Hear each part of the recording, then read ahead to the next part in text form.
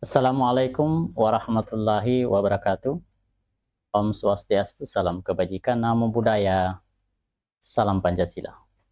Kita jumpa kembali di channel Guru Matematik, channel yang siap berbagi informasi-informasi dalam dunia pendidikan maupun yang berkaitan dalam dunia pendidikan. Baik, apa kabar semua? Tentu baik-baik saja kan? Kali ini kita akan mengawali satu seri belajar matematik. Kita mulai dari bilangan bulat. Kita mulai dari sesi 1, yaitu pengertian bilangan bulat. Simak videonya sampai selesai.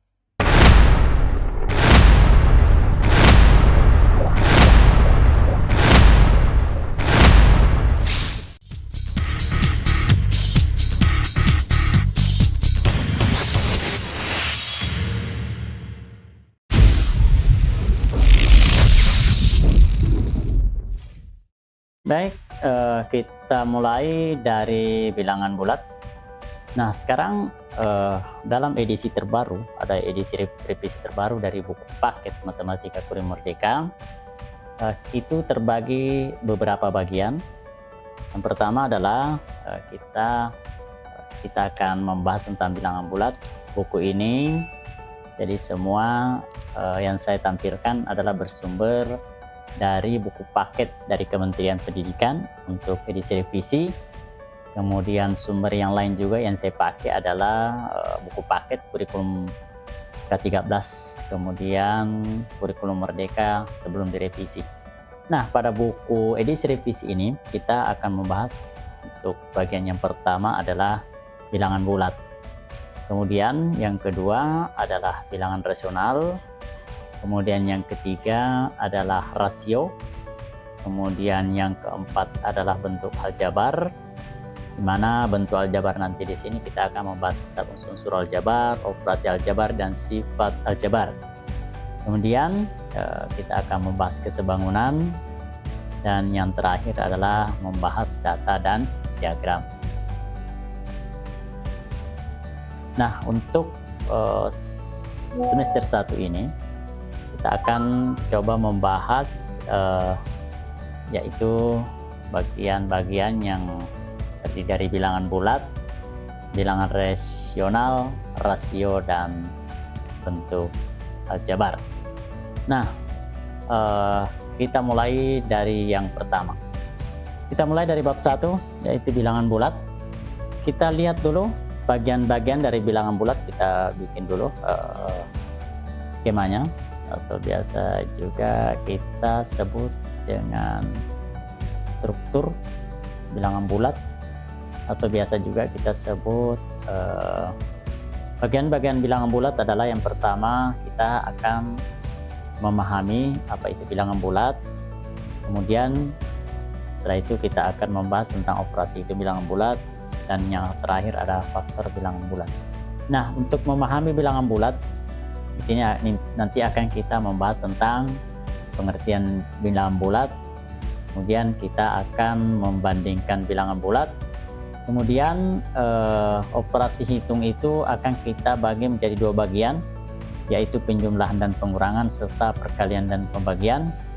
Kemudian yang terakhir adalah faktor bilangan bulat yang terdiri dari faktor bilangan bulat positif dan bilangan bulat negatif, dan yang terakhir adalah IPB dan KPK.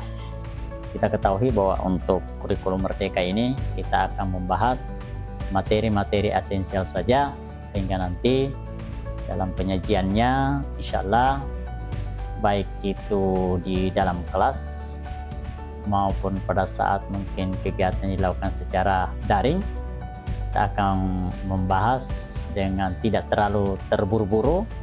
Kita berharap semua materi di bilangan bulat yang sudah kita perlihatkan bagian-bagiannya dapat dimengerti oleh siswa dan dapat diselesaikan secara tuntas oleh siswa.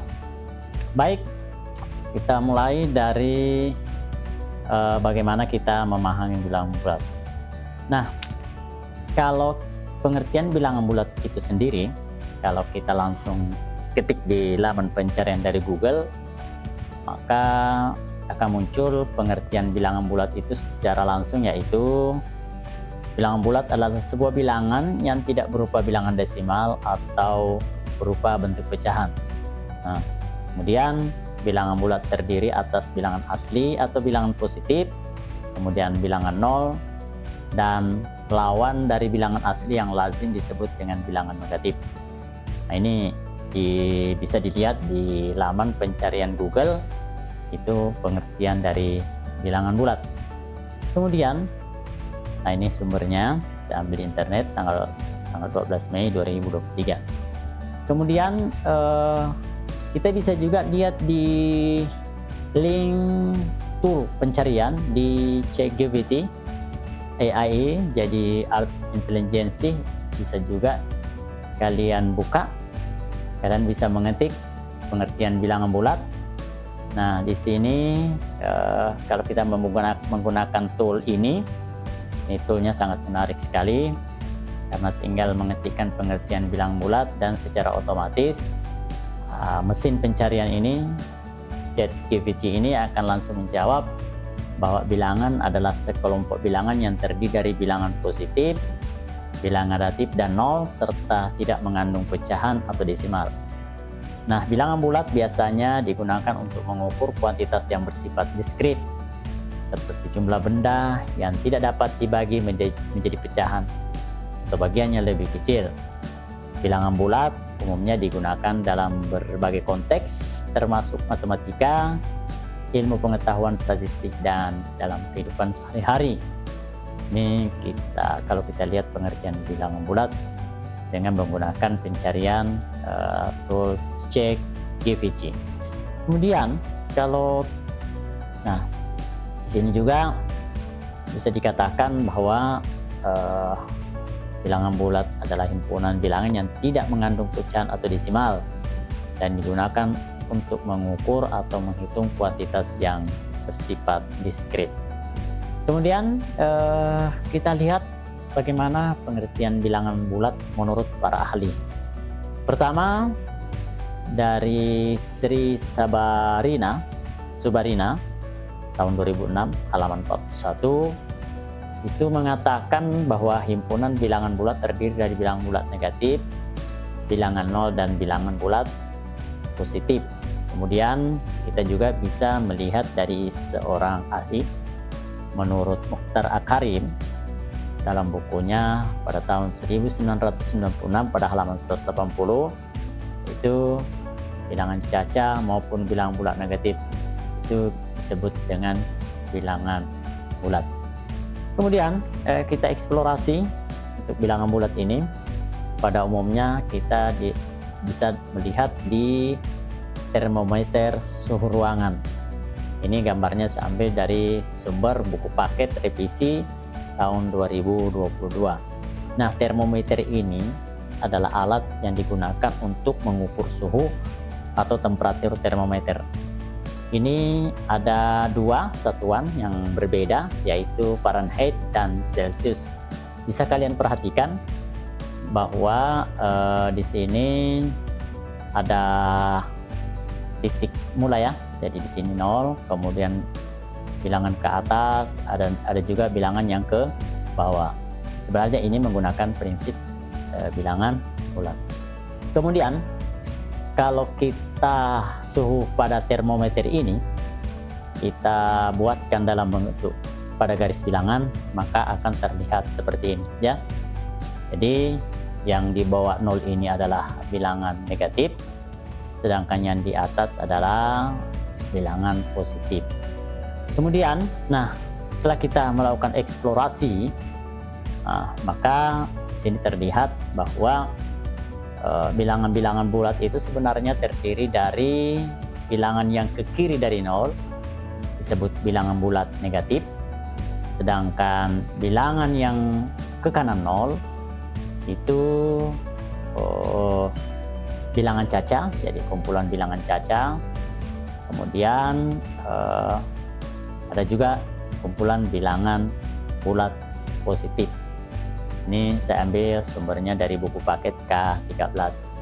Nah, dengan istilah lain, dari bilangan bulat positif adalah bilangan asli, Sedangkan gabungan dari bilangan bulat positif dan nol disebut dengan bilangan caca. Ada juga kumpulan bilangan bulat positif. Ini saya ambil sumbernya dari buku paket K13. Nah, dengan istilah lain, dari bilangan bulat positif adalah bilangan asli, sedangkan gabungan dari bilangan bulat positif dan nol disebut dengan bilangan caca. Nah, mari kita lihat salah satu kontekstual dari penggunaan bilangan bulat. Perhatikan, ini sumbernya dari buku paket Kurikulum Merdeka yang sebelum revisi. Di ketinggian Semeru adalah 3.678 meter di atas permukaan laut, dan kedalaman palung Jawa adalah 7.140 meter di bawah permukaan laut. Nah, ditetapkan bahwa titik pangkal sebagai acuan adalah garis pantai. Bagaimana kita menyatakan besaran-besaran pada gambar berikut dengan menggunakan tanda positif dan negatif. Baik, sekarang kalau kita lihat, ini adalah titik pangkalnya. Titik pangkalnya adalah 0, ya. Kemudian kalau di bawah permukaan laut ini ditunjukkan oleh, kemudian ini adalah di atas permukaan laut. Dengan demikian kita bisa mengatakan bahwa apabila sebuah objek berada di bawah laut, di bawah permukaan laut, maka kita akan berikan tanda negatif.